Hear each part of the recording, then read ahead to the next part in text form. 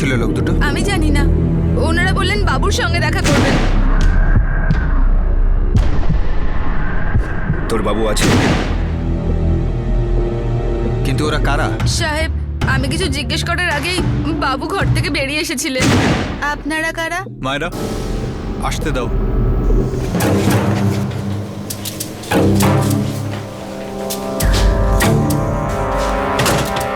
তুমি কি শুয়ে পড়ো?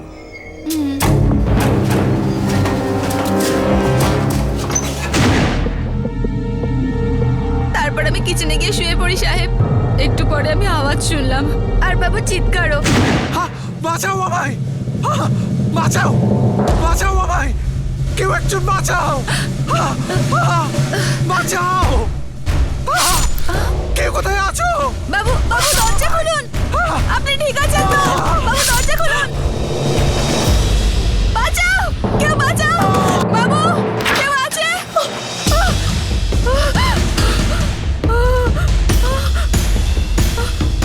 বাঁচাও, বাঁচাও।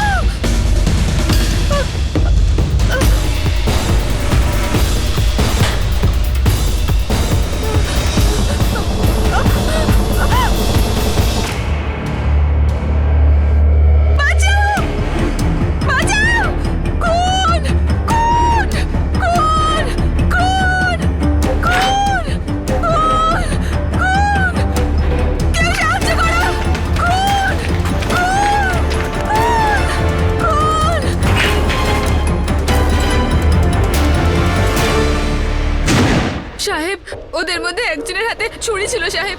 আমি ভয় পেয়ে গেছিলাম সাহেব। আর তারপরে আমরা পুলিশকে ফোন করলাম। আপনাদের মধ্যে কেউ কাউকে বাইরে যেতে বা ভেতরে ঢুকতে দেখেছেন? না স্যার, চিৎকার শুনে আমরা সবাই দৌড়ে এখানে এসেছি, কিন্তু কাউকে বাইরে যেতে দেখিনি।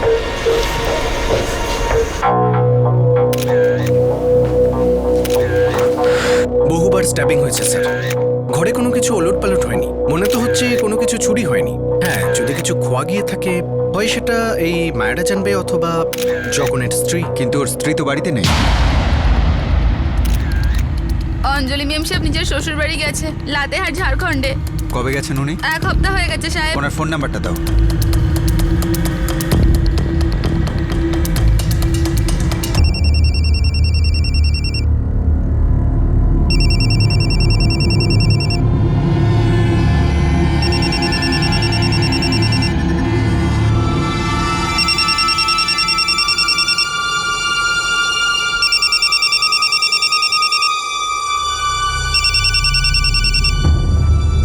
হ্যালো মায়েরা, কি হয়েছে? এত রাত্রে ফোন করছিস কেন? অঞ্জলি কোরার স্বামী জগন কোরাকে ৩রা অক্টোবর ২০১২ সালে দিল্লিতে 2 অজ্ঞাত ব্যক্তি খুন করে তার সাথে দেখা করতে এসে। ওই ঘটনার প্রত্যক্ষদর্শী বাড়ির কাজের মেয়ে মায়েরা ওই দুজনকে চিনত না, কিন্তু মৃত জগন ওদের চিনত। আর সেই কারণেই মায়েরা তাদের নাম জিজ্ঞেস করার আগেই জগন ওদের ভেতরে নিয়ে আসে। জগনের স্ত্রী অঞ্জলি ঘটনা ঘটার সময় জগনের বাবা মায়ের সঙ্গে দেখা করতে তাদের বাড়ি ঝাড়খণ্ডের লাতেহারে গিয়েছিল। খুনটা হয়েছিল খুব নিষ্ঠুরতার সঙ্গে, আর তাদের দুজনের আসার উদ্দেশ্য শুধু খুনের জন্যই মনে হচ্ছিল। অনেকবার আঘাত করা হয়েছে, প্রায় 8 থেকে 9 বার। এরকম চিহ্ন কোনো সাধারণ ছুরি বা কিচেন নাইফ থেকে হতে পারে না। কাজের মেয়েটি বলছিল ওরা যখন বাইরে বেরোলো তখন ওদের একজনের হাতে কুকরি দেখেছিল। মৃত্যুর সময় ছিল 11টা থেকে 11:30টার মধ্যে, রাত্রির বেলা। কাজের মেয়েটি ওদের হাতে অস্ত্র দেখেছিল। কাজের মেয়েটি কি করে জানলো ওটা কুকরি ছিল? কুকরি কাকে বলে সেটা মেয়েটি জানে ডাক্তার। স্যার, জগনের স্ত্রী অঞ্জলি 2-3 ঘন্টার মধ্যে পৌঁছে যাবে। ও ফ্লাইটে আসছে, সাথে জগনের বাবা মাও রয়েছেন। এই জগন কোরা করতো কি? স্যার ও মতিনগরে প্লেসমেন্ট এজেন্সি চালাতো, সাথে ওর স্ত্রীও কাজ করতো। এজেন্সির নাম ছিল কোরা ম্যান পাওয়ার।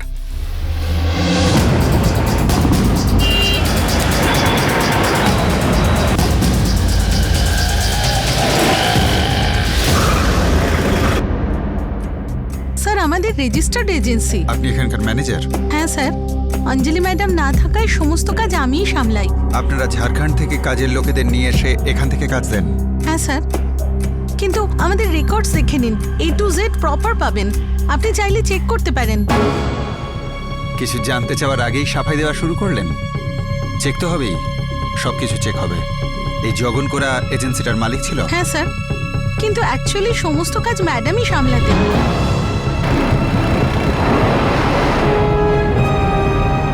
সিং, খোচরদের কাজে লাগিয়ে দাও। আমার পুরো ডিটেলটা চাই। এজেন্সির সঙ্গে যুক্ত প্রত্যেকটা লোকের ছবি কাজের মেয়েটাকে দেখাও। খুনি জগনের চেনা জানাই কেউ, সে মার্ডারের উদ্দেশ্যেই এসেছে।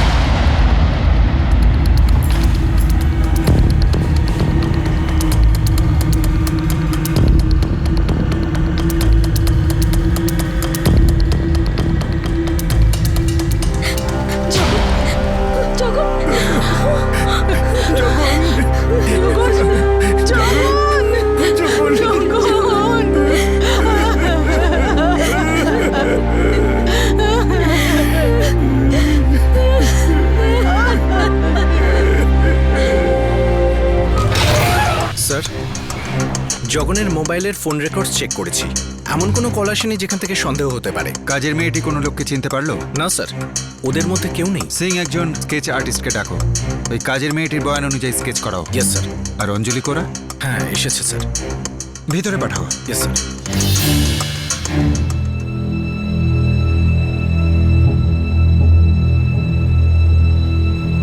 আমি 20 সেপ্টেম্বর লাতিহার গেছিলাম। কোনো বিশেষ কাজে না এমনি?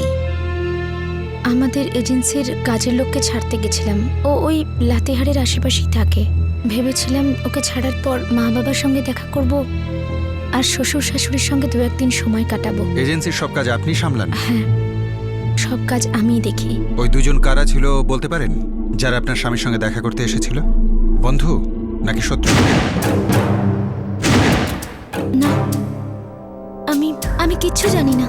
আপনাদের কাজের মেয়েটি বলছিল যে মিস্টার জগন ওদের চিনত, কিন্তু মেয়েটি ওদের প্রথমবারই দেখে। আমি তো এটা বুঝতেই পারছি না যে ওরা কারা, জগনের সঙ্গে ওদের কি সম্পর্ক, কি এমন কারণ থাকতে পারে যার জন্য ওরা জগনকে মেরে ফেলল।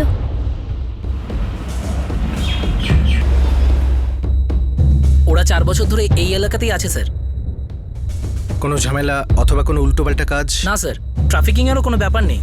যদি কিছু হতো তাহলে নিশ্চয়ই জানতে পারতাম। তাহলে গন্ডগোলটা কোথায়? 2 বছর ধরে ওর বউ এজেন্সি সামলাচ্ছে।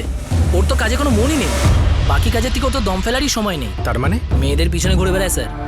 আচ্ছা, আর কি কি জানতে পেরেছো ওর ব্যাপারে? আর কি বলবো স্যার, মেয়ে দেখতেই ছুকছুকানি শুরু হয়ে যায়। আর ওই কাজের মেয়ে মায়ের সাথে কোনো সম্পর্ক? এটা তো বলতে পারবো না স্যার, কিন্তু মায়েরা 1 বছর ধরে ওখানেই কাজ করছে। ঝাড়খণ্ডের মেয়েও। জগন আর অঞ্জলি ঝাড়খণ্ড থেকে মেয়েদের দিল্লিতে এনে এখানে কাজ করায়।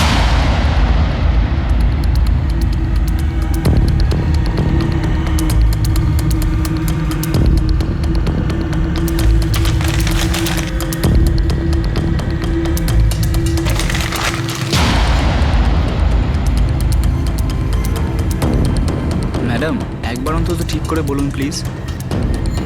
প্রথমবার দেখেছিলাম, আর তাও কিছুক্ষণের জন্য। যতটা মনে পড়ছে ততটাই বলেছি। ভেতরে আসার পর দেখেছিলাম।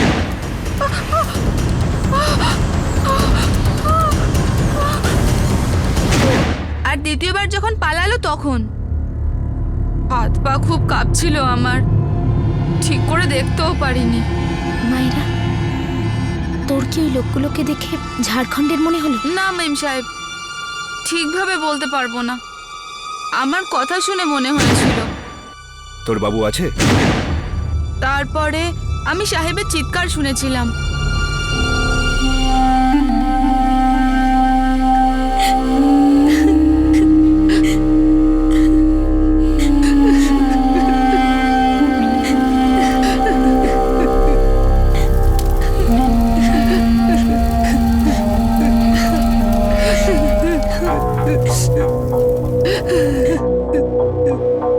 স্যার, এই মায়েরা কোনো মন যাচ্ছে না? হতেও পারে মেয়েদের সাথে চক্কর ছিল ওর, হয়তো কিছু করেছিল ওই মেয়েটির সাথে, হয়তো স্ত্রী জানতো না, গোপনে সব চলছিল।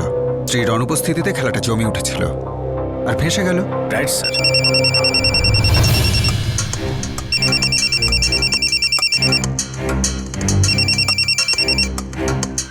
কি হলো, ঘরে সবকিছু সেটেল হয়ে গেছে কি?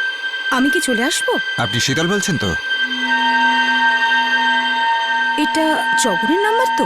হ্যাঁ, ফোনটা জগনের, কিন্তু আমি জগন নই।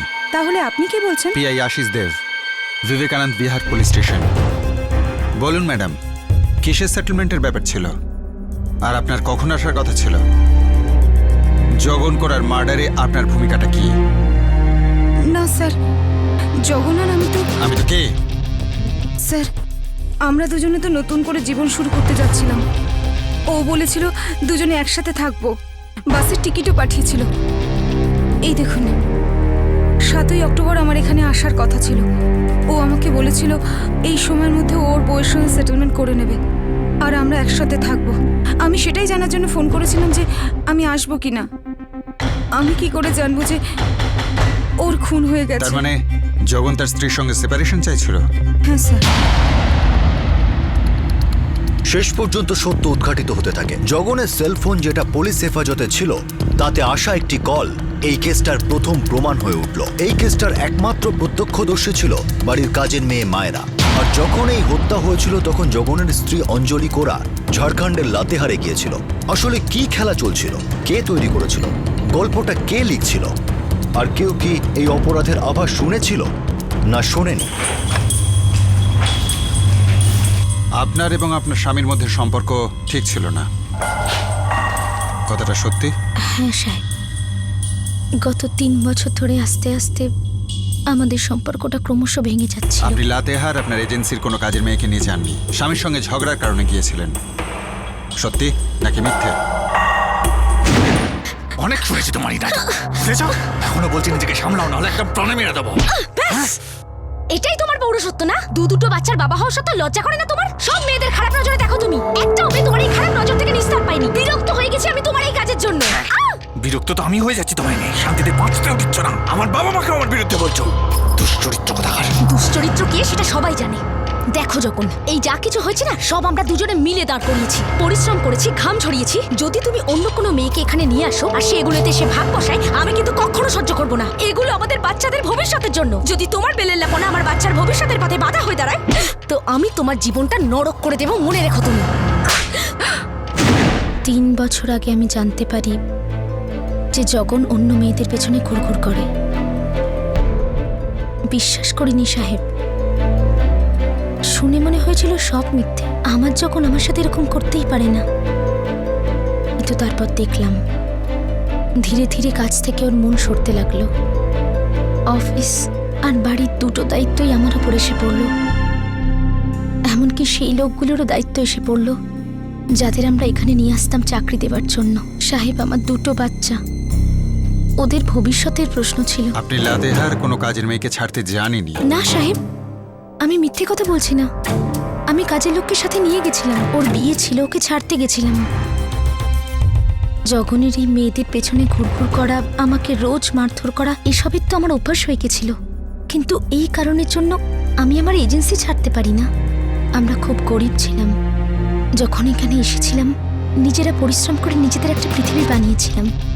সব কিছু ভালোই চলছিল, মনে হচ্ছিল যে আমাদের দিন পাল্টাবে। কিন্তু জানি না কবে জগন বদলে গেল। ও সমস্ত কিছু নষ্ট করতে উঠে পড়ে লেগেছিল সাহেব। ওই 2জন লোক কে ছিল যারা জগনকে মেরেছিল? আমি জানি না সাহেব, আমি তো এখানে ছিলামই না। ওরা কে ছিল, কখন এসেছিল, কি হয়েছিল, এসব আমি জানি না। এটা তো শুধু জগনই জানতো যে ওরা কারা ছিল। অঞ্জলি কোরার কল রেকর্ডস চেক করো। Yes sir. আর স্কেচ রেডি হলো? নো স্যার, এখনো সেরকম কিছু নেই। আমার সন্দেহ হচ্ছে জগনের বাড়ি সত্যিই কেউ গিয়েছিল। মা অঞ্জলি, আমি বলি কি ওই বাচ্চা দুটোকে নিয়ে আমার কাছে চলে এসো থাকবার জন্য। না বাবা, এখানে এজেন্সি আছে, কাজ আছে, সবকিছু এতদূর নিয়ে এসেছি, এখন ছেড়ে যেতে পারবো না। কিন্তু মা তুমি একা। বাবা আমি একলা সব সামলে নেব। গত কয়েক বছর ধরে তো আমি একাই সামলাচ্ছি। জগনের তো না জানি কবে থেকে কাজে কোনো মনই বসছিল না। এখানে থাকাটা সূর্য আর কোয়েলের ভবিষ্যতের জন্যও ভালো হবে।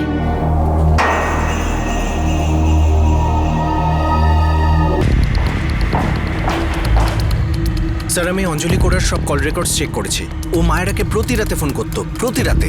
এমনকি দু একবার তো জগনের সাথেও কথা বলেছে, কিন্তু এমন কিছু পাইনি যাতে ওর ওপর সন্দেহ হয়। কাজের মেয়েটি একমাত্র আই উইটনেস, আর জগনের চরিত্রের দোষ ছিল। পসিবিলিটি তো আছে স্যার, মায়েরা আর জগনের মধ্যে কিছু তো ছিল। সিং, একটা কাজ করো, প্রতিবেশী অমিতকে ডাকো, যে সেদিন রাত্রে চিৎকার শুনে সবার আগেও বাড়িতে গিয়েছিল। অমিত, তুমি কাজের মেয়েটির চিৎকার শুনেছিলে আর দৌড়ে চলে এসেছিলে। হ্যাঁ স্যার। জগনের চিৎকার শুনে কাজের মেয়েটির ঘুম ভাঙে। জগনকে কুকরি দিয়ে মারা হয়েছিল। জগন নিশ্চয়ই খুব চিৎকার করেছিল। তুমি জগনের চিৎকার শুনতে পাওনি? স্যার, চিৎকার শুনেছিলাম, তাই তো আমার ঘুম ভেঙে গেছিল আর আমি ঘর থেকে দৌড়ে বাইরে আসলাম।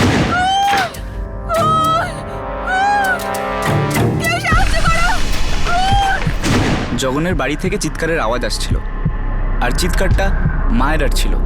আমি সঙ্গে সঙ্গে ওখানে গেলাম, আর চিৎকার শুনে অনেক লোক ওখানে গেছে। তুমি ওই এলাকায় দীর্ঘদিন আছো? হ্যাঁ স্যার। জগন মেয়েদের ব্যাপারে খুব উৎসাহী ছিল। প্রতিবেশী হিসেবে তুমি এ ব্যাপারে কিছু জানতে? না স্যার, আমি জগনকে অত কাছ থেকে জানতাম না। শুধু এইটুকুই জানতাম ওদের স্বামী স্ত্রীর মধ্যে সম্পর্ক ভালো ছিল না, ওদের মধ্যে রোজ ঝগড়া হতো। ওই কাজের মেয়েটি, ওর কোনো সম্পর্ক ছিল জগনের সাথে? স্যার, আমি এই ব্যাপারে কিচ্ছু জানি না। এখন পাশের বাড়ি কি হচ্ছে আমি কি করে বলবো স্যার? ওই রাতে চিৎকার শুনে আমি ওদের বাড়ি গিয়েছিলাম, গিয়ে দেখলাম জগন মরে পড়ে আছে। এই জন্য আমি পুলিশকে ডেকেছিলাম। স্যার, বাড়ির চার দেওয়ালের মধ্যে কি হচ্ছে, কার সাথে কি সম্পর্ক রয়েছে, এইসব আমি কি করে জানবো? ঠিক আছে, তুমি যেতে পারো, দরকার পড়লে আবার ডেকে পাঠাবো। Yes sir. কাজের মেয়েটা নয় ও মিথ্যে কথা বলছে, নাহলে কিছু লুকোচ্ছে। সাহেব, সাহেব আমি কিছু করিনি সাহেব। আমি কিছু করিনি। আমি সত্যি কিছু করিনি সাহেব। তোকে আবার বলছি, সত্যি কথা বল। সত্যি দুজন লোক ছিল নাকি তুই গল্প বানাচ্ছিস? ভগবানের দিব্যি সাহেব, দুটো লোক এসেছিল। আমি কেন মিথ্যে বলবো সাহেব? আর কেউ কেন মারবে জগনকে? তুই বল, শত্রুতা থাকলে তবেই তো। কার সাথে ছিল জগনের শত্রুতা? শত্রুটা কে? ওর স্ত্রী, তাই তো? বল। সাহেব, কুকুর বিড়ালের মতন ঝগড়া তো রোজ হতো ওদের মধ্যে, কিন্তু মেম সাহেব বাবুকে মেরে ফেলবে এটা হতে পারে না সাহেব। তোর জগনের সাথে কোনো লটখট ছিল? সাহেব, আমি কাজের মেয়ে সাহেব, শুধুই কাজের মেয়ে। এরকম নোংরা কাজ আমি করি না সাহেব। জগনের মেয়েদের প্রতি দুর্বলতা ছিল, জানিস নিশ্চয়ই। বুঝতে পারছিস তো? জানিস নিশ্চয়ই এত বছর কাজ করে ওখানে জগন তোর দিকে কোনোদিন নজর দেয়নি, তোর সঙ্গে খারাপ ব্যবহার করেনি? না সাহেব, কখনো না। তাহলে মারলি কেন ওকে? সাহেব, আমি বাবুকে মারিনি সাহেব। দেখ, তুই প্রথম দিন থেকে গল্প বানাচ্ছিস। যে দুটো লোক এলো, তুই দরজা খুললি, ওরা জগনের খোঁজ করলো, তুই কিছু জিজ্ঞেস করার আগেই জগন বললো ওদের ভেতরে আসতে দিতে। তুই রান্নাঘরে গিয়ে শুয়ে পড়লি। মিথ্যে গল্প এটা, পুরোটাই তোর বানানো। তুই ওদের সাথে যুক্ত ছিলিস, তোর হাত আছে জগনের খুনে। না সাহেব, আমি জানি না ওরা কারা ছিল। আমি আগে কখনো ওদের দেখিনি সাহেব। আমি ওদের ভেতরে ঢুকতে দিয়েছি কারণ আমাকে বলা হয়েছিল ওদের ভেতরে আসতে দিতে, সেই জন্য।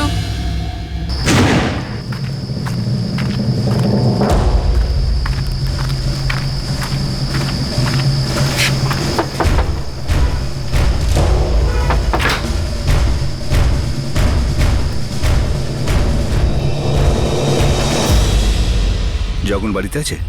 বাবু ভেতরে আছে।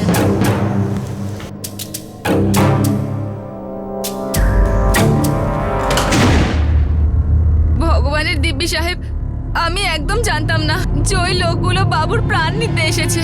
আমি তো কিচেনে গিয়ে শুয়ে পড়েছিলাম, আর যখন আমি চিৎকার শুনলাম তখন আমার ঘুম ভাঙলো সাহেব। মিথ্যে বলেছিলিস কেন তবে? সাহেব, আমি ভয় পেয়েছিলাম, সত্যি। আমার মনে হয়েছিল আমি ফেঁসে যাব। কে বলেছিল ওদের ভেতরে আসতে? সাহেব, আমি ভয় পেয়েছিলাম, সত্যি। আমার মনে হয়েছিল আমি ফেঁসে যাব। কে বলেছিল ওদের ভেতরে আসতে? পুলিশের প্রথম থেকেই সন্দেহ ছিল যে কোরা পরিবারের কাজের মেয়ে মায়েরা কোনো মিথ্যে গল্প শোনাচ্ছে, আর পুলিশের ইনটিউশন সত্যি প্রমাণিত হলো। সেই রাতে যা কিছু ঘটেছিল সেটা পরিকল্পনা মাফিক ষড়যন্ত্র ছিল, আর সেই ষড়যন্ত্রে মায়েরাকে একটা ঘুঁটি হিসাবে ব্যবহার করা হয়। এখন এটাই প্রশ্ন উঠছে যে এই ষড়যন্ত্রের পিছনে মাথা কার ছিল?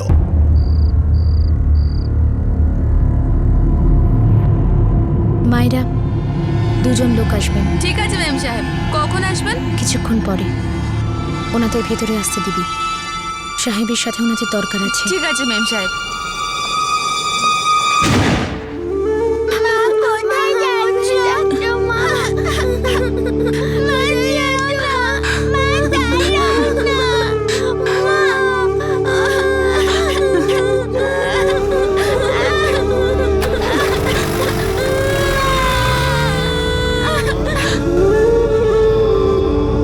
যে যত চালাকি করেই প্ল্যান করুক না কেন, কোনো ক্রাইমই পারফেক্ট ক্রাইম হতে পারে না। যেটা আমি করেছি সেটা পারফেক্ট ক্রাইম ছিল না, কিন্তু একটা অপরাধ এমন আছে যেটা বারবার হয়, সব জায়গায় হয়, সেটা পারফেক্ট ক্রাইম। কত মহিলাদের জীবনের সাথে হয়েছে এই ক্রাইমটা, কিন্তু এর পারফেক্ট বিচার আমি আজও পাইনি। তুই মুখ খুললে কি করে? আমার মুখে চুনকালি দিতে চাইছিলি? ইচ্ছে করছে এইখানে তোর গলা টিপে তোকে শেষ করে দিই একদম। ভবিষ্যতে যদি কখনো আমার মোবাইল ছুঁয়েও দেখিস তো ভালো হবে না। পারফেক্ট সম্পর্ক ছিল আমাদের। 6 বছর আগে দেখা হয়েছিল আমাদের গ্রাম লাতেহারে, আর প্রেম হয়ে যায়। সব লোকেরা বলেছিল একদম পারফেক্ট জুটি। তারপর আমরা বিয়ে করে নিই, দিল্লি চলে আসি জীবন গড়ার জন্য। 2 সন্তান হয়, সব ভালোভাবে চলছিল সাহেব, কিন্তু বুঝতে পারিনি কবে এই পারফেক্ট সম্পর্কটা আস্তে আস্তে ভাঙতে শুরু করে। তুমি চাইলে এই সম্পর্কটা ভাঙতে পারতে, তোমার বাবা মার সঙ্গে কথা বলতে, জগনের বাবা মাকে জানাতে, সে পথ তো খোলা ছিল। সম্পর্ক ভেঙে দিতে। ছেড়ে দিতাম, সবকিছু ছেড়ে দিতাম। এতটা এগিয়ে যাওয়ার পর সবকিছু আমি দাঁড় করিয়েছিলাম সাহেব। তাহলে কেন আমিই নতুন করে শুরু করব? কেন সবসময় মেয়েদেরই নতুন করে শুরু করতে হয় সাহেব? ও তো ছেড়ে চলে যেতে পারতো সব। যে মেয়েটার সাথে ও বাঁচা মরার প্রতিজ্ঞা করেছিল, যদি তার উপর ওর মন উঠে গিয়ে থাকে তাহলে চলে যেত সবকিছু ছেড়ে। কেন একটা মেয়েকেই প্রতিবার দায়িত্ব নিতে হয় নতুন করে শুরু করার, নিজের মা বাবা ওর মা বাবার সাথে কথা বলার? এ তুমি কি বলছো বৌমা? জগন তো এরকম নয়। ও আমার ছেলে, এরকম কখনোই করতে পারে না। না, এ আমি মানি না। আমি জানতাম আপনারা আমার কথা বিশ্বাস করবেন না, এই জন্য 2 বছর ধরে আমি চুপ ছিলাম। কিন্তু গত 2 বছর ধরে যখন মদ খেতে শুরু করেছে, পাগলা কুকুরের মতো মেয়েদের পেছনে ঘুরছে। আমরা দুজনে মিলে যে এজেন্সি শুরু করেছিলাম, আজ তার সমস্ত দায়িত্ব আমার উপর। আমি বাড়ি অফিস দুটো একা সামলাচ্ছি, আর যার জন্য আমি এটা করছি সে আমাকে প্রাণে মেরে ফেলার হুমকি দেয়। বিশ্বাস তো হচ্ছে না বৌমা, তবুও তুমি ধৈর্য ধরো, আমি জগনের সাথে কথা বলবো। কিন্তু মা, তুই তোর সংসার ছেড়ে কি করে চলে আসতে পারিস? মা, ও তোর স্বামী। বাবা, আমি ওকে ছাড়ার কথা বলছি না, আর নাই তোমাদের কিছু করতে বলছি। আমি শুধু তোমাদের সাথে আমার দুঃখটা ভাগ করলাম, ঠিক যেগুলো আমি ওই বাড়িতে সহ্য করছি। প্রতিদিন, প্রতিটা মুহূর্ত আমার শুধু বাচ্চাদের জন্য চিন্তা হয় বাবা। ওদের লালন পালন আমি একাই করতে পারি, বাড়ি কাজ দুটো আমি একাই সামলাচ্ছি। সেই জন্য আমি এগুলো ছেড়ে আসবো না বাবা। কিন্তু বাবা, আমি ভেতর থেকে ক্রমশ দুর্বল হয়ে পড়ছি। একটাও সিদ্ধান্ত নিতে পারছি না। এতদিন জীবনের সমস্ত সিদ্ধান্ত আমি নিজেই নিয়েছি, একলাই লড়েছি। কিন্তু এইবার আমার কারো সাহায্যের দরকার বাবা, যাতে আমি একটা শক্ত পদক্ষেপ নিতে পারি। বাবা, এই সম্পর্কটা তো ভাঙতে চলেছে, আজ না কাল, শুধু সেটাই জানি। ম্যাডাম, মিনা বাড়ি যেতে চায়, বলছিল ওর মার খুব শরীর খারাপ। ওর জায়গায় অন্য কেউ আছে? লক্ষ্মী আছে, এই তো নতুন এসেছে। কমল, একটু বাইরে যাও তো, আমরা একটু একা কথা বলতে চাই। কি দরকার ছিল আমার বাবা মার সঙ্গে কথা বলার? ওনাদের সাথে কথা বলতাম না তো কার সাথে বলতাম? ব্যবসার দায়িত্ব তোমায় দেওয়া হয়েছে বলে এই নয় যে তুমি এই ব্যবসার মালিক হয়ে গেছো, আমার জীবনের মালিক হয়ে গেছো।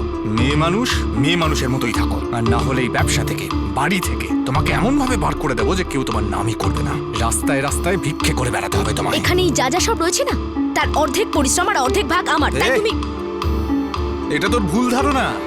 এই সমস্ত কিছু আমার। তোকে না আমি এইভাবে বার করতে পারি, এইভাবে একটা ইশারায় তোকে ঝাড়খণ্ডে পাঠিয়ে দিতে পারি, জানিস?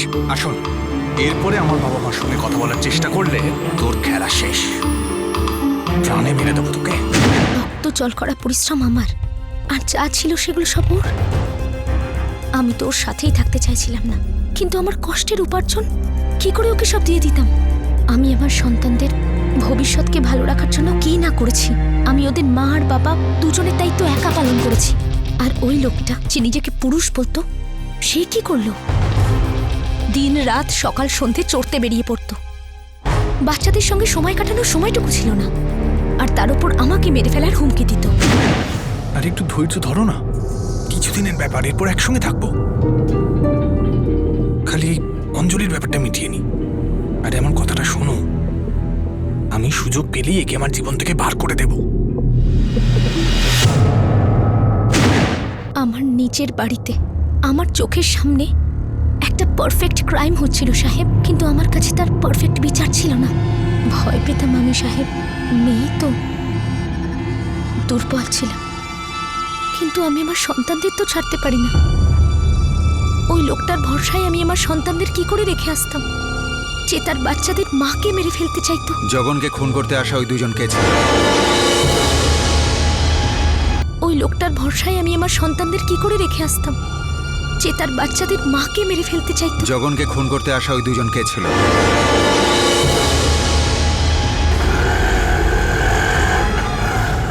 আরে এতদিন হয়ে গেছে, বলেননি কেন?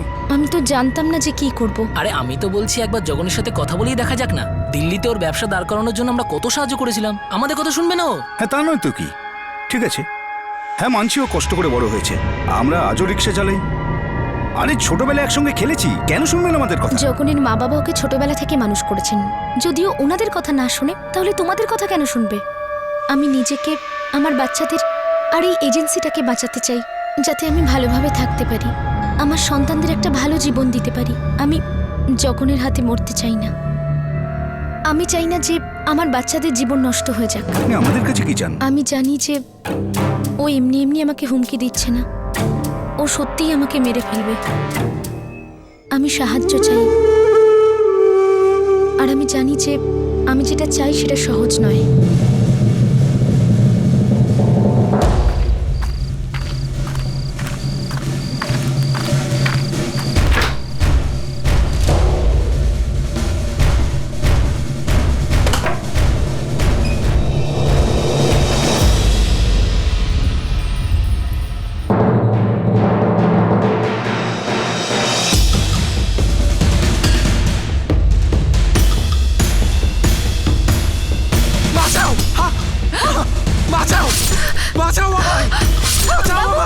বাবু দাঁড়াও,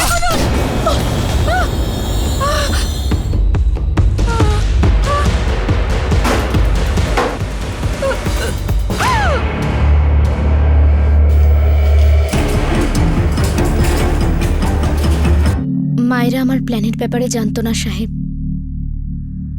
ও জানতো না যে আমি জগনকে মারার জন্য দুজন লোক পাঠাচ্ছি। আমি শুধু বলেছিলাম যে দরজাটা খুলে দিস আর ওদের ভেতরে আসতে দিস। আমি শুধু আমার প্রাণ বাঁচাতে চেয়েছিলাম। আমি ভয় পেয়ে গেছিলাম যে যদি আমার কিছু হয়ে যায় তাহলে আমার বাচ্চাদের কি হবে আমি মরে যাওয়ার পরে। আমি কিছু বুঝতে পারছিলাম না সাহেব, যে আমি কি করব, কোথায় যাব। আমি জানতাম সাহেব, আমি যেটা করছি সেটা অন্যায়, অপরাধ, কিন্তু কোনো ভুল সিদ্ধান্ত ছিল না সাহেব। এটা একটা পারফেক্ট ক্রাইম, কিন্তু আমি কি করতাম সাহেব? আমি আমার প্রাণ বাঁচাতে চেয়েছিলাম, আমার বাচ্চাদের নতুন জীবন দিতে চেয়েছিলাম, কিন্তু আমি বুঝতেই পারছিলাম না যে কে আমাকে সাহায্য করবে। এই জন্য আমি আমার জীবনের সিদ্ধান্ত নিজের হাতে দিয়ে নিয়েছিলাম।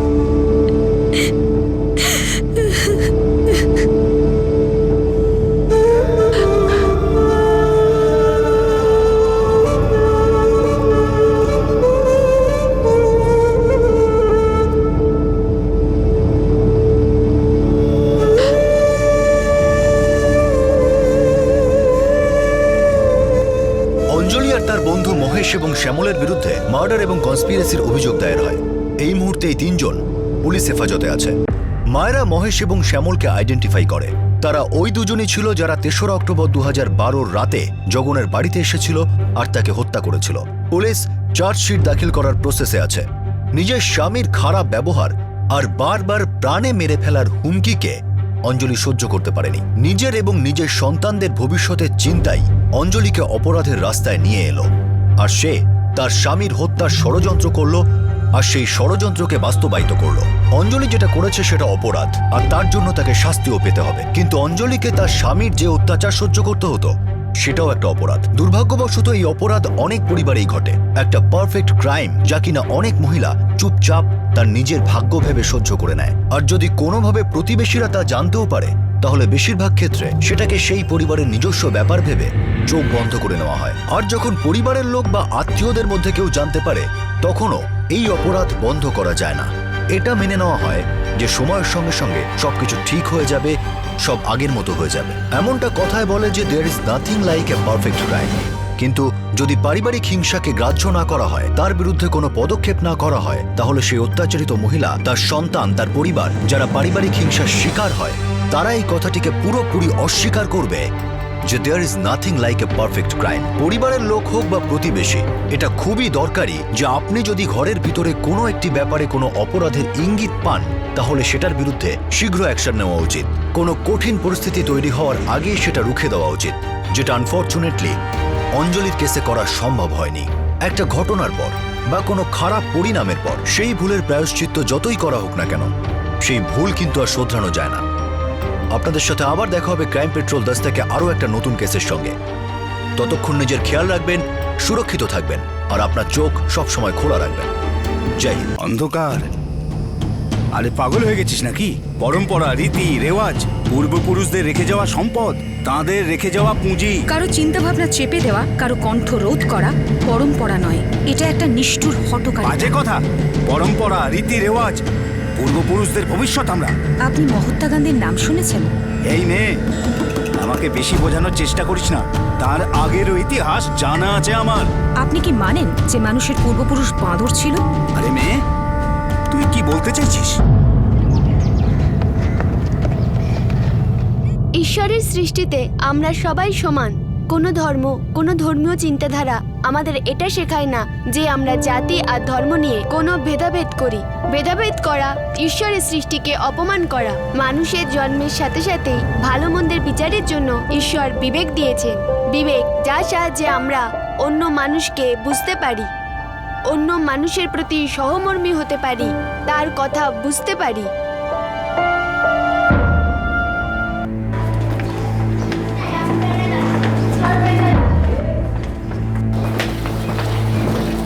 যা, গাড়ি ঠিক করে পরিষ্কার কর।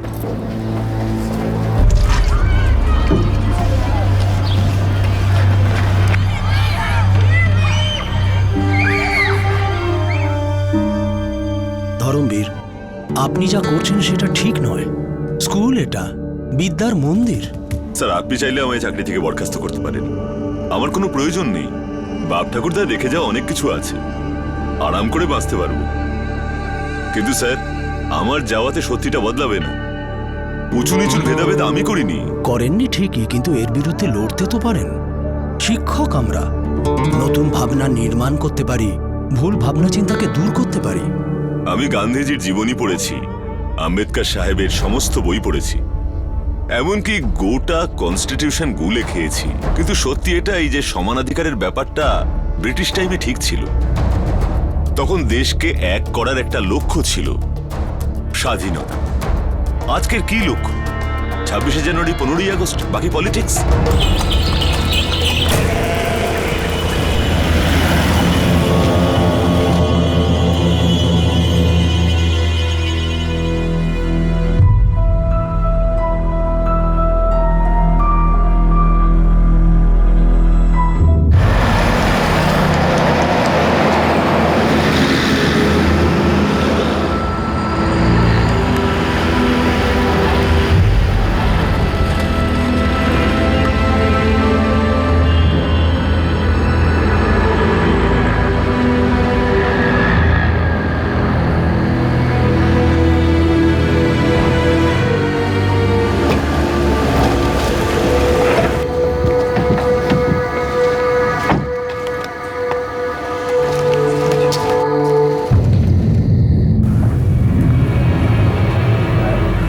5টার সময় বাড়ি থেকে বেরিয়েছিল, বলেছিল 7টার মধ্যে পৌঁছে যাবে।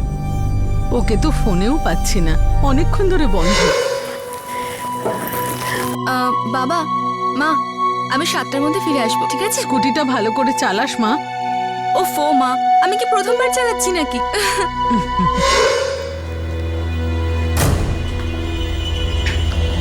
কোথায় যাওয়ার জন্য বেরিয়েছিল?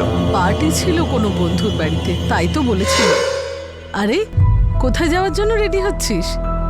মা, সোনিয়ার বাড়ি, আজ পার্টি আছে ওর বাড়িতে। সোনিয়া মানে তোর অফিসের মেয়েটা না? হ্যাঁ মা, ওই। আচ্ছা, সোনিয়াকে ফোন করেছিলেন আপনারা? নাম্বারই নেই স্যার। স্যার আমরা ওর অফিসে ফোন করেছিলাম, কিন্তু 7:30 বেজে গেছিল, তাই কেউ ফোনই ওঠায়নি। কোন অফিসে কাজ করে আপনার মেয়ে জ্যোতি আর ওর বন্ধু সোনিয়া? করতো স্যার, এখন আর করে না, 1 মাস আগেই কাজ ছেড়ে দিয়েছে। আগে মাহেলপুরে যে ফিনান্স কোম্পানিটা আছে ওখানে কাজ করতো। আপনাদের কারোর কাছে সোনিয়ার ফোন নাম্বারও নেই আর অ্যাড্রেসও নেই? মানে নাম্বার তো নেই। আর স্যার জ্যোতি বাড়ির বাইরে গেলেও সবসময় ঠিক টাইমে ফিরে আসতো, কিন্তু আজও 8টা পর্যন্ত ফেরেনি এবং ফোনও বন্ধ ছিল ওর। তাই এদের চিন্তা হচ্ছিল যে 7টার মধ্যে ফিরে বলেছিল, কিন্তু 8টা বেজে গেল। আপনি কে? আগে আমি হরমেশ সিং, ধরমবীরের পুরনো বন্ধু। ওর ফোন পেয়ে আমি চলে এসেছি। 8টা বেজে গেছিল, ওদের চিন্তাও হচ্ছিল। আমি তোদের বললাম যে দেখ একটু দেরি হচ্ছে, নিশ্চয়ই চলে আসবে, কিন্তু তারপর যদি না আসে কিছু একটা করা যাবে। আমার জ্যোতির পুরনো অফিসের ঠিকানা চাই। পেট্রোলিং টিমকে খবর দিয়ে দাও। স্যার, আপনাদের কাছে জ্যোতির কোনো ছবি আছে? হ্যাঁ আছে, এই নিন স্যার।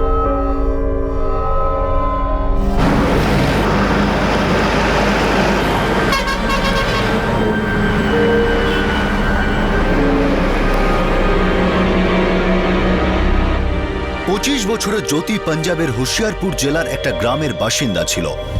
10 ডিসেম্বর 2012 সন্ধ্যায় 5টা নাগাদ সে তার বাড়ি থেকে বেরোয়। যখন অনেক রাত পর্যন্ত জ্যোতি বাড়ি ফেরে না, তখন তার চিন্তিত মা বাবা আর এক কাছের বন্ধু পুলিশের সাহায্য চায়। ঠিক সেই সময় জ্যোতি হাইওয়ের পাশে ঝোপের মধ্যে মারাত্মকভাবে আহত হয়ে পড়েছিল। হয়তো সে বেঁচে ছিল না।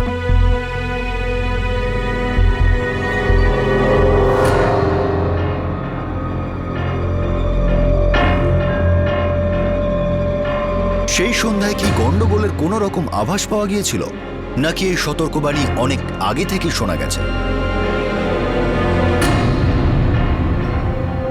এই সতর্কবার্তা কি শোনাই যায়নি, নাকি শুনেও গুরুত্ব দেওয়া হয়নি? স্যার সন্ধে 6টা 6:30 সবাই বাড়ি চলে যায়। সোনিয়া ম্যাডামের মোবাইল নাম্বার আছে তোমার কাছে? না স্যার, আমার কাছে কারোরই মোবাইল নাম্বার নেই। স্যার ভাগোড়া ক্রসিং এ পেট্রোলিং টিম একটা মহিলা লাশ পেয়েছে, স্কুটিও পড়ে আছে।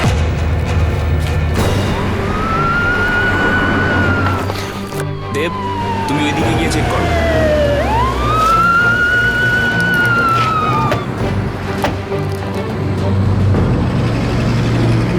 স্যার, আমরা এদিক দিয়ে যাচ্ছিলাম, দেখলাম সাইডে স্কুটি পড়ে আছে। নেমে যখন চেক করলাম তখন দেখলাম মেয়েটার ডেড বডি পড়ে আছে।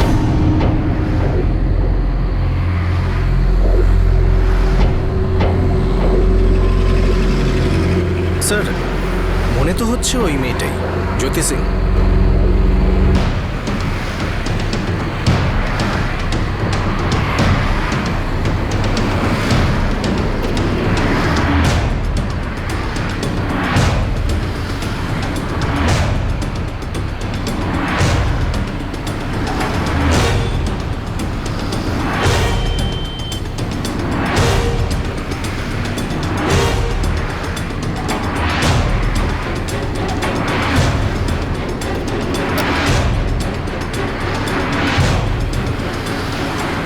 স্যার, মেয়েটার মোবাইল, পার্স কিছুই পাওয়া যায়নি।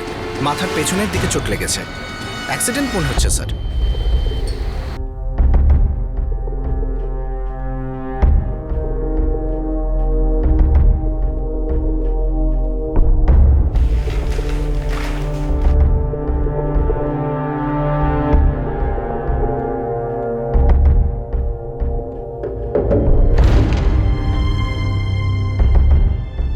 কোথায় কোথায় আমার মেয়ে, কোথায়? স্যার, আমাদের মেয়েও ভেতরে পোস্টমর্টেম চলছে, আপনাদের একটু ওয়েট করতে হবে। আপনি ঠিক করে দেখেছেন? আমাদের জ্যোতি তো ফটোর সাথে মুখ ম্যাচ করছে ম্যাডাম। ভেঙে পড়বে না। হতে পারে? আসুন।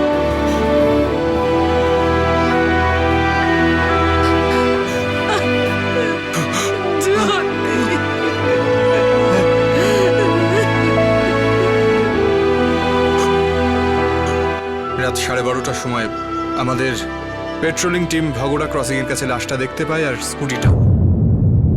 কিন্তু এসব হলো কি করে? অ্যাক্সিডেন্ট মনে হচ্ছে, কিন্তু যতক্ষণ পোস্টমর্টেম রিপোর্ট না পাওয়া যাচ্ছে কিছু বলা যাচ্ছে না। অ্যাক্সিডেন্ট কি করে হবে? অ্যাক্সিডেন্ট হলে তো কেউ না কেউ দেখতে পেত। ওটা একটা হাইওয়ে, কেউ এতক্ষণ ধরে কিছু দেখলো না। লোক দেখে মুখ ফিরিয়ে নেয়। মেয়েটার কাছে পার্স বা মোবাইল কিছুই পাওয়া যায়নি। কিন্তু স্যার, ওর হাতে তো পার্স ছিল। ও মোবাইল আর পার্স ছাড়া তো পাশের মুদিখানাতেও যায় না। বাড়ি থেকে যখন বের হয়ে ওর হাতে পার্স ছিল। বাবা, মা, আমি 7টার মধ্যে ফিরে আসবো। ও হাতে ছুরি পড়েছিল, গলায় নেকলেস ছিল, আমি দেখেছি স্যার।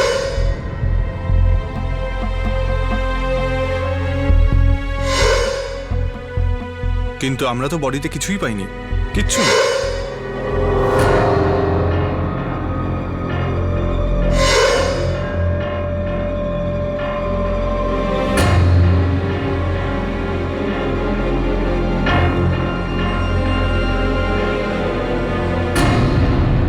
অ্যাক্সিডেন্টের পরে কেউ চুরি করেছে মনে হয়।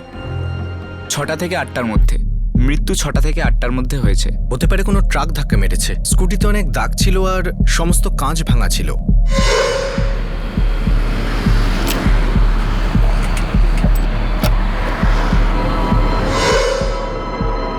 দেখে তো অ্যাক্সিডেন্টই মনে হচ্ছে।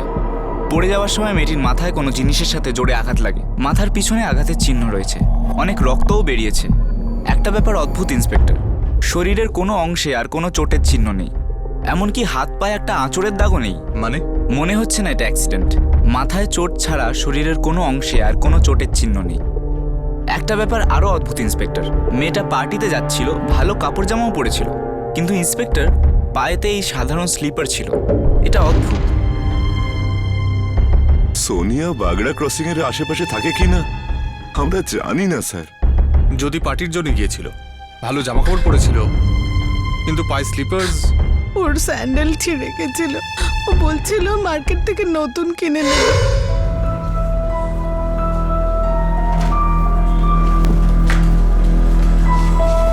আরে এটা কি পাই দিয়ে যাচ্ছিস পার্টিতে? মা, কি করবো, আমার স্যান্ডেল ছিঁড়ে গেছে, আমি বাজার থেকে নতুন কিনে নেব। ঠিক আছে মা, কিনে নিস কিন্তু। এমন নয় তো যে সোনিয়ার নাম করে যদি অন্য কারোর সঙ্গে দেখা করতে যাচ্ছিল? এ আপনি কি কথা বলতেন স্যার? কোনো ছেলেটেলের ব্যাপার নেই তো? এমন নয় তো যে আপনারা আমাদের পুরো সত্যিটা বলছেন না? স্যার দেখুন, ও আমাদের মেয়ে, ভালো শিক্ষা দীক্ষা পেয়েছে ও আমার কাছে। কানাডার একটা ছেলের সঙ্গে ওর বিয়ে ঠিক হয়ে গেছে। স্যার, জ্যোতি ভীষণ ভালো মেয়ে ছিল, মা বাবার সব কথা শুনতো।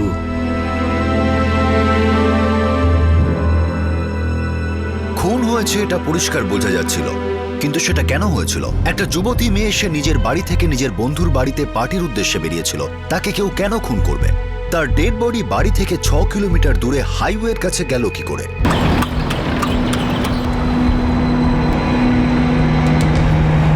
স্যার, কালকে সকালের মধ্যে মেয়েটার ফোন কলসের রেকর্ড চলে আসবে। গয়নার মোবাইল দুটোই চুরি হয়েছে, পার্সটাও চুরি হয়েছে। বাড়ি থেকে 6 কিলোমিটার দূরে সন্ধ্যে 6টা থেকে 8টার মধ্যে মৃত্যু হয়েছে। ও সোনিয়ার পার্টিতে গিয়েছিল তো? স্যার, আমার তো মনে হয় এর সাথে কোনো ছেলের সম্পর্ক আছে। হতে পারে। অনেক সময় বাবা মা জানতেই পারে না যে সন্তানের বাইরে কি করছে।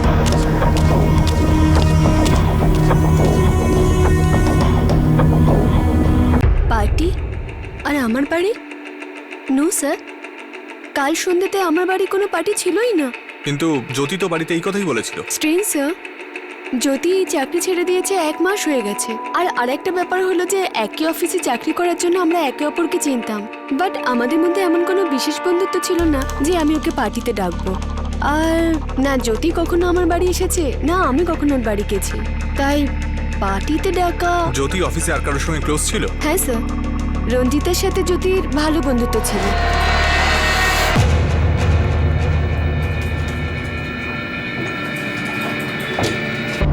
হ্যাঁ স্যার, জ্যোতি আর আমি ভালো বন্ধু ছিলাম। জ্যোতিকে খুন করা হয়েছে, এমন কোনো কথা আছে যেটা তুমি জানো আর আমরা জানি না, কিন্তু আমাদের জানা উচিত? মনীষ আমাদের কলিগ স্যার, ও আর জ্যোতি খুব ক্লোজ ছিল। শুধু বন্ধুত্বই ছিল নাকি আরো কিছু? ভালোবাসা ছিল দুজন। মনীষ অফিসে আছে? ও 1 সপ্তাহ ছুটিতে আছে। মনীষের অ্যাড্রেস আর ফোন নাম্বার?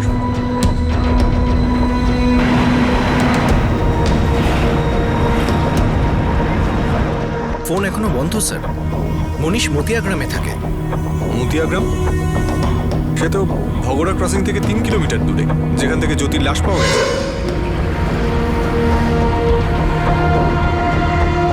স্যার হতে পারে মনীষের সাথে দেখা করতে গিয়েছিল জ্যোতি।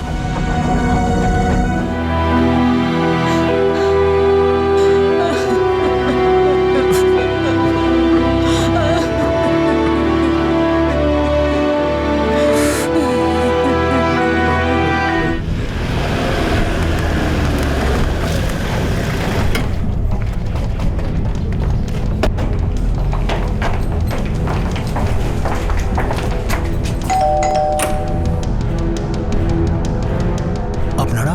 মনীষ আমার ছেলে। সে কোথায়?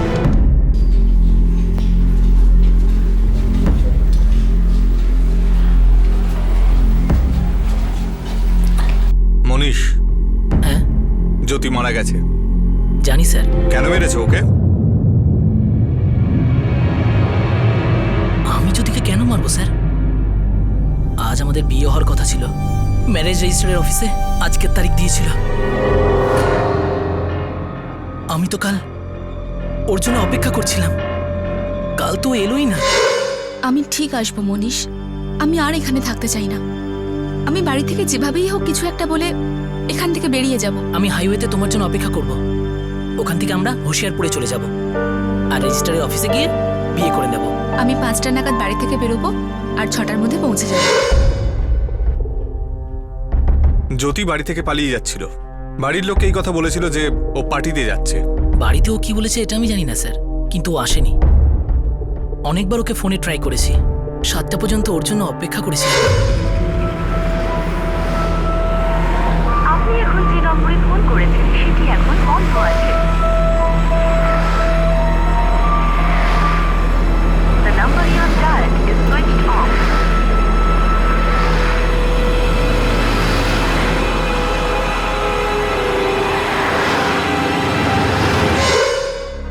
সাড়ে 7টার দিকে আমি বাড়ি ফিরে আসি।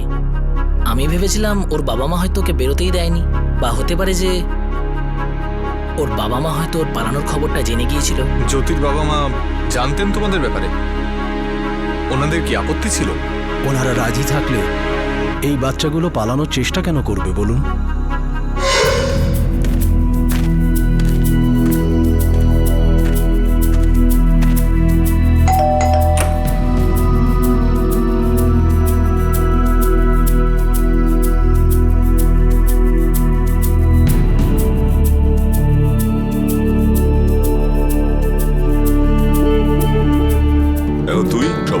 বসে সবার সামনে বলবি যে তুই ওই ছেলেটাকে ভালোবাসিস আর ওকে বিয়ে করতে চাস।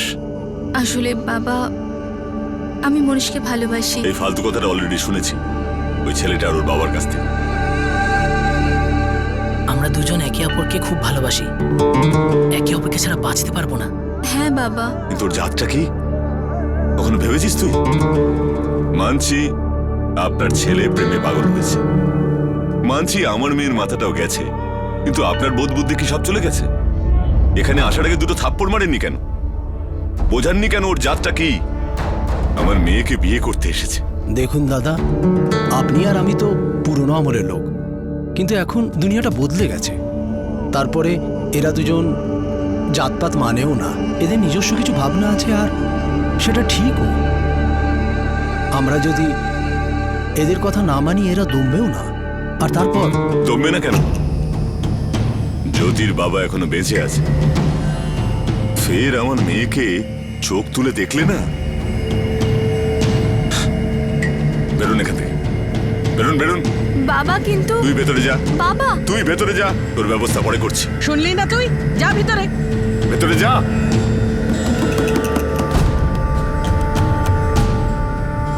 কাল থেকে ওর চাকরি বন্ধ। নিজেদের জাত তো বদলাতে পারবো না স্যার, আমাদেরও নয়, জ্যোতির পরিবারেরও নয়। অনেক উঁচু জাতের লোক ওনারা। আর এই ছেলে জেদ করে বসলো, কোনো কথাই শুনলো না, একে অপরকে ছেড়ে বাঁচতেই চাইছিল না। ওর বাবা জোর করে ওকে বাড়িতে আটকে রেখেছিল, ওর চাকরিও ছাড়িয়ে দিয়েছিল। আর তোর সঙ্গে জ্যোতির বিয়ে হবে না বলে তুই ওকে মেরে ফেললি। স্যার, আমার চিন্তা ভাবনা জ্যোতির বাবার মতো নয়, আর জ্যোতিও এরকম ভাবতো না। আমরা তো শুধু স্যার একে অপরকে ভালোবাসতাম, ভালোবাসার অর্থটা বুঝেছিলাম, একে অপরের সাথী হতে চেয়েছিলাম। আমরা জানতাম স্যার, যদি আমরা থেমে যাই যে কোনো একজনের প্রাণ যাওয়া নিশ্চিত ছিল স্যার। সেই জন্য আমরা একসাথে পালিয়ে যাওয়ার প্ল্যান করি।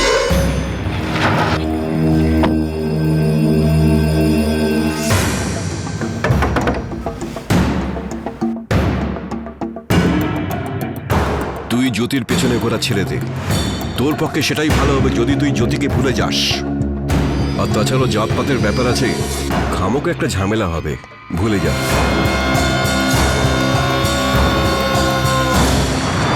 জ্যোতি, এখানে আমরা একসাথে থাকতে পারবো না। আমাদের দেশ যতই উন্নতি করুক না কেন, উন্নত চিন্তা ভাবনা হোক না কেন, কিন্তু এই জাতপাতের বিভেদ কোনোদিনও যাবে না। কেউ পাল্টাতে পারবে না এদের। এরা এরকমই থাকবে, পাল্টাবার চেষ্টাও করবে না। পুরনো চিন্তা ভাবনা টিকিয়ে রাখার পিছনে অনেকের সুবিধাও আছে, আর তোমার বাবাও এইসব লোকেদের গোলাম। কিন্তু আমরা গোলাম নই, আমরা মাথা নিচু করব না। আমরা পালিয়ে যাব এখান থেকে। পুরো পৃথিবীটা তো আমার বাবার রাজত্ব নয়। ভালোবাসতাম আমি ওকে, ওকে মনে প্রাণে চেয়েছিলাম। ওর মৃত্যুর খবরটা শুনেছি স্যার, রঞ্জিতার থেকে। শেষবারের মতো ওর সাথে দেখা করতে চেয়েছিলাম। আমি ওকে শুধু একবার দেখতে চেয়েছিলাম, কিন্তু জানতাম স্যার, যদি আমি ওখানে যাই তো ওরা আমাকেই খুনি বলে মনে করবে স্যার।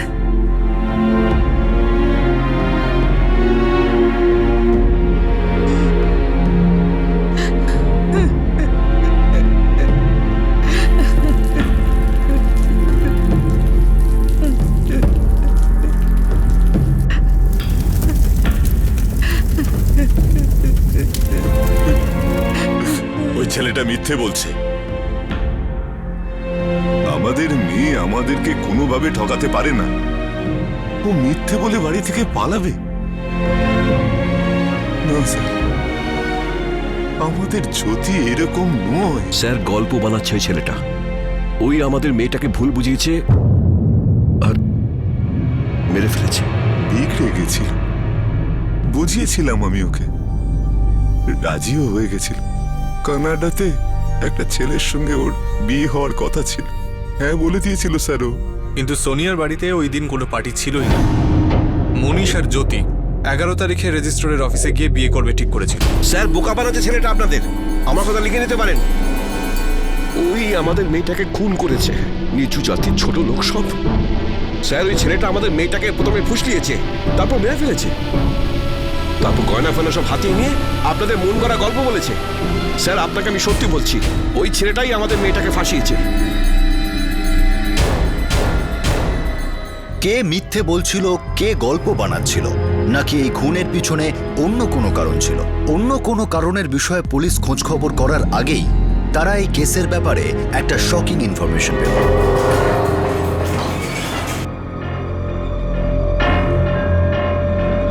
স্যার, জ্যোতির ফোনে লাস্ট কল মনীষের ছিল।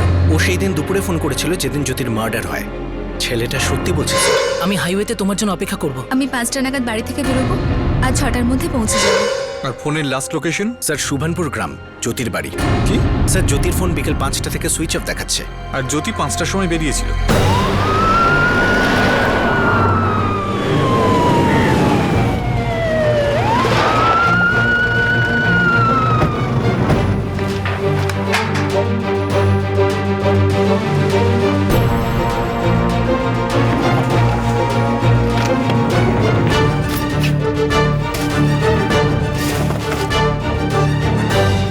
স্যার, আমি একেবারে কনফার্ম যে এইসব কাজ ওই মনীষই করিয়েছে।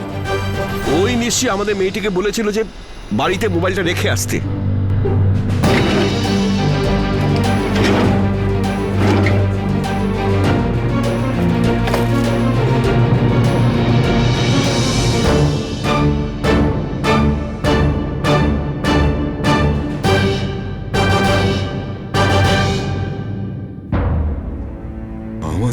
আমাদের ঠকিয়েছে।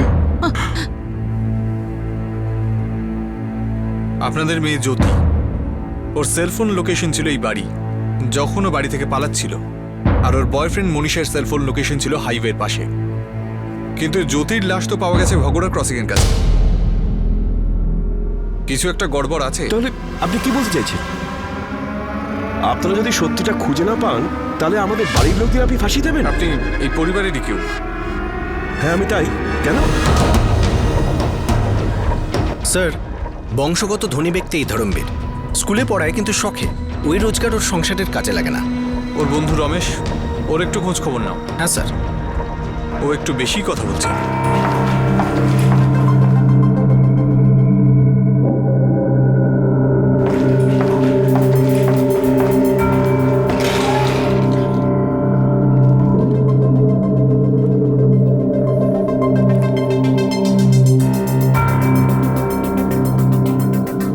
কি এটা?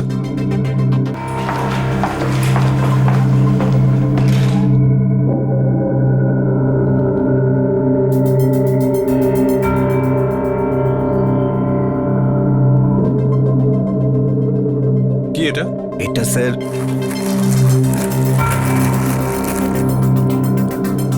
পুরো 1 লাখ আছে। আপনি স্যার ওই মেয়েটার কেসটাকে যে কোনোভাবে বন্ধ করে দিন।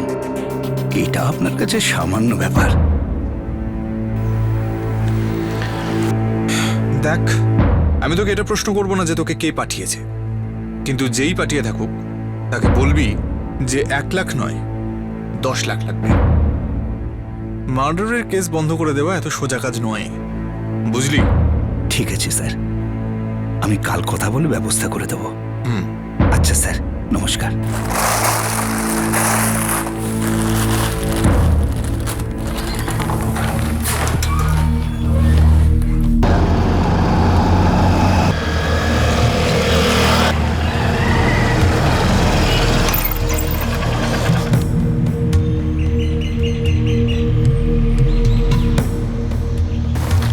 সাহেব, ইন্সপেক্টরের চাহিদা তো খুব বেশি। 10 লাখ টাকা চেয়েছে ওই কেসটাকে বন্ধ করতে। 10 লাখ? হ্যাঁ সাহেব। খুব বাড়াবাড়ি করছো।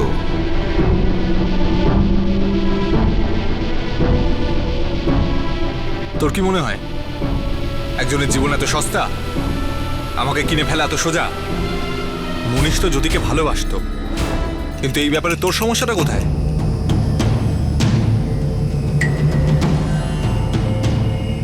জ্যোতিকে তুই মেরেছিস। পরিবারের মান সম্মান ধুলোয় মিশিয়ে দিতে চেয়েছিল, আমি সেটা হতে দিতে পারতাম না।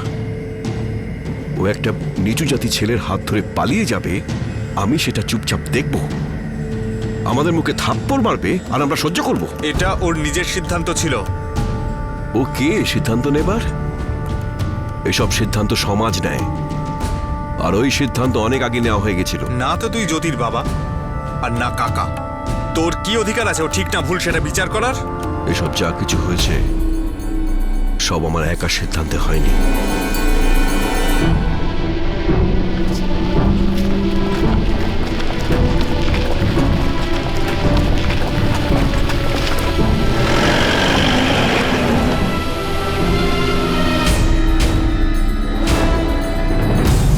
আপনারা ওর মা বাবা।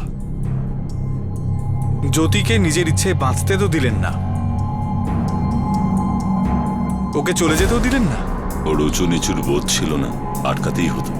ওকে মেরে নিজের মেয়েকে মেরে ফেললেন আপনারা। আমরা ওকে ছেড়ে দিলে সমাজ কি ছেড়ে দিত? পালিয়ে যেত কোথায়?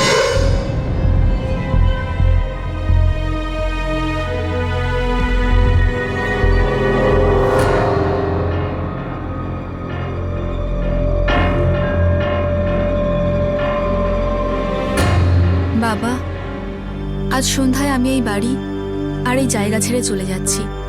তোমার এখানে খুব সুনাম আর অনেক সম্মান। আমরা দুজন এত দূরে চলে যাব যে তোমার সম্মানে কোনো দাগ লাগবে না।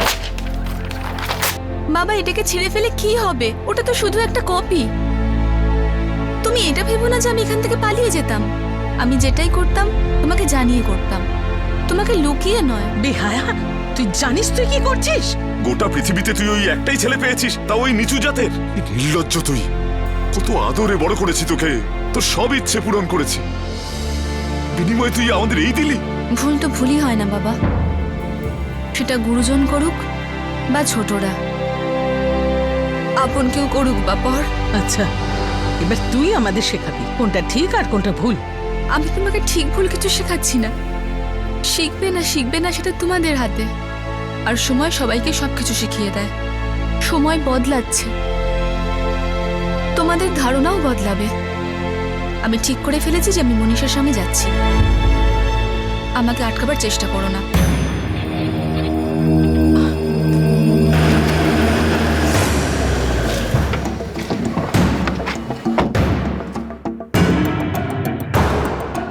আমি ঠিক করে ফেলেছি যে আমি মনীষার সঙ্গে যাচ্ছি, আমাকে আটকাবার চেষ্টা করো না।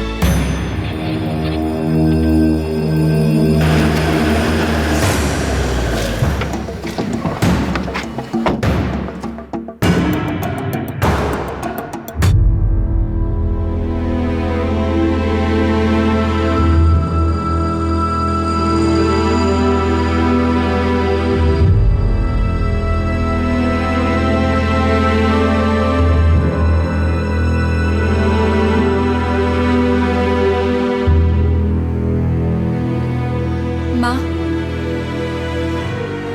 বাবা, আমি আসছি।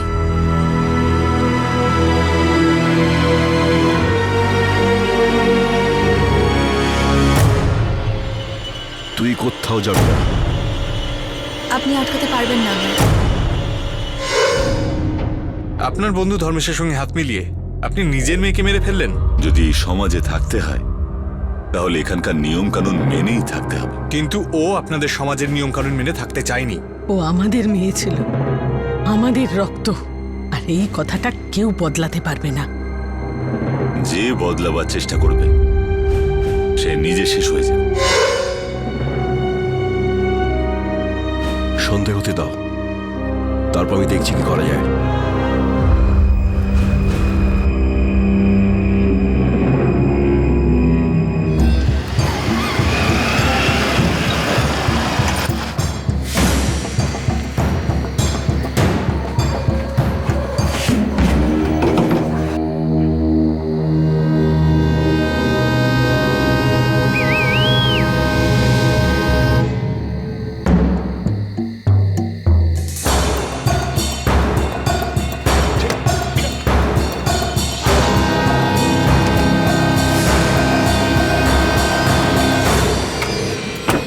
শোন, তুই স্কুটিটা নিয়ে আয়।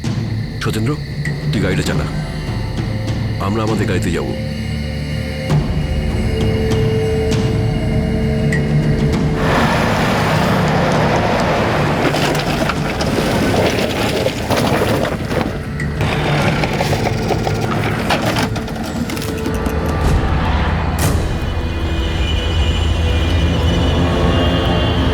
নটা বেজে গেছে, থানায় গিয়ে রিপোর্ট লিখে আসি। রাস্তা ধারে ডেড বডি পেয়ে গেলে অ্যাক্সিডেন্টের কেস হবে। তারপরে যদি কোনো প্রবলেম হয় 2-1 লাখ টাকা দিয়ে সাল্টে দেবো। এই তোরা দুজন এই গাড়িতে চলে যা, তাড়াতাড়ি যা। চল ভাই চল।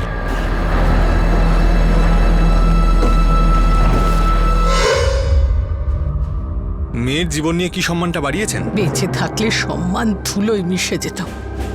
আপনি মা, আর আপনি স্কুলে পড়ান টাকার জন্য নয়, পড়াতে ভালোবাসেন তাই।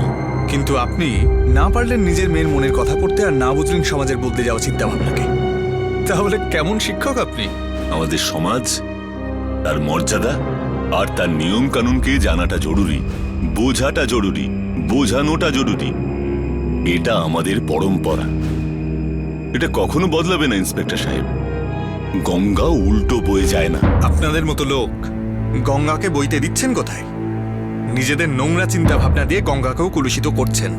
আর এই নোংরা মধ্যযুগীয় চিন্তা ভাবনাকে বলছেন পরম্পরা? আপনাদের কষিয়ে এমন থাপ্পড় মারা উচিত যাতে এরকম পরম্পরার কথা আর না বলেন।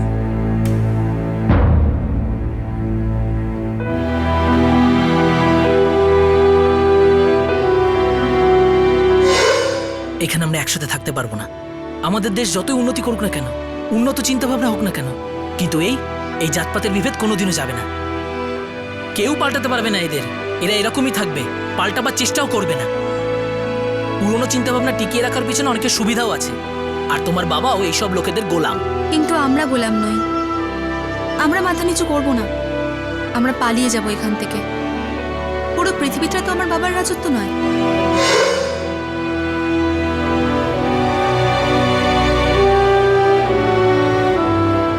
জ্যোতির বাবা ধরমবীর সিং, তার মা দলজিৎ সিং আর ধরমবীরের বন্ধু হরমেশ সিং, এই তিনজনের বিরুদ্ধে আইপিসি ধারা 302 মার্ডারের জন্য আর প্রমাণ লোপাটের অপরাধের জন্য ধারা 201 অনুযায়ী চার্জ আনা হয়। হরমেশের সঙ্গী সত্যেন্দ্রর বিরুদ্ধে আইপিসি 201 ধারায় চার্জ আনা হয়েছে। হরমেশের ড্রাইভার জর্নেল সিং যে এই অপরাধে জড়িয়েছিল সে এখনো পর্যন্ত ফেরার। জ্যোতি নিজের বাড়ির চার দেওয়ালের মধ্যে থেকে মুক্ত হতে পারল না। সে ভাঙতে পারল না তার পরিবারের মধ্যযুগীয় চিন্তাধারার দেওয়ালগুলোকে। পরম্পরা আর রীতি রেওয়াজের নামে মা বাবা নিজের মেয়েকে খুন করে ফেলল। ওনারা বদলে যাওয়া পৃথিবীর আহ্বান না দেখতে পেলেন না শুনতে পেলেন। চোখে পট্টি বাঁধা ছিল আর কান কালা ছিল। পৃথিবীর কোন সংস্কৃতি পরিবর্তনের স্রোতকে আটকাতে পেরেছে? আমাদের সভ্যতা আর ইতিহাস সাক্ষী যে সময়ের সঙ্গে চিন্তাধারা বদলাতে হবে, তবেই একটা সমাজ, একটা সংস্কৃতির বিকাশ হবে। স্বাধীনতার মানে শুধু এই নয় যে কারো শাসন থেকে মুক্ত হওয়া। স্বাধীনতার আসল মানে হলো নিজেদের কট্টর মধ্যযুগীয় ঐতিহ্য থেকে মুক্ত হওয়া, অন্যদের বিচারধারাকে শোনা আর সেই বিচারধারাকে সম্মান করা, বিবেকের ডাককে শাসনের নির্দেশের সামনে হারতে না দেওয়া, বিরোধী চিন্তাধারাকে শুনে সেটা বিচার করে সহনশীল হওয়া। স্বাধীনতার সংগ্রাম সবচেয়ে কঠিন হয়ে পড়ে যখন আপনাকে সিদ্ধান্ত নিতে হয় যে আপনার জন্য কোনটা ঠিক আর কোনটা ভুল। আর শুধু আপনার জন্য নয়, আপনার নিজের লোকেদের জন্য সিদ্ধান্ত নিতে হয় যে তাদের জন্য কোনটা উচিত হবে, কোনটা ঠিক হবে আর কোনটা ভালো হবে। যে কোনো সমাজের কর্তা ব্যক্তিদের কাছে সবচেয়ে সহজ কাজ হলো ফতোয়া জারি করা, যে কি করতে হবে আর কি না। মুশকিল হলো অন্যদের কথা শোনা, বিবেক দিয়ে বিচার করে সিদ্ধান্ত নেওয়া। আমরা আমাদের সমাজের নেতাদের, লিডারদের কাছে হাত জোড় করে অনুরোধ করছি যে তারা অন্তত একবার কঠিন পথে চলার চেষ্টা করুন, দায়িত্ববান হন আর বিবেকের ডাকটা শুনুন। বদলে যাওয়া চিন্তার সঙ্গে নিজেদের বদলে এগিয়ে গেলে সম্মান কমে না, বরং বাড়ে। সমাজ এগিয়ে যায়। সত্যিকারের নেতৃত্ব সেটাই হয় যেটা প্রেম আর ভালোবাসার ভাষা জানে। বদলে যাওয়া পৃথিবীর চিন্তাধারার বিরুদ্ধে ফতোয়া জারি করলে সমাজ পিছিয়ে পড়বে। ফতোয়া হলো একটা দায়িত্বজ্ঞানহীন, ভয় পেয়ে ভেঙে পড়া চরিত্রের প্রমাণ।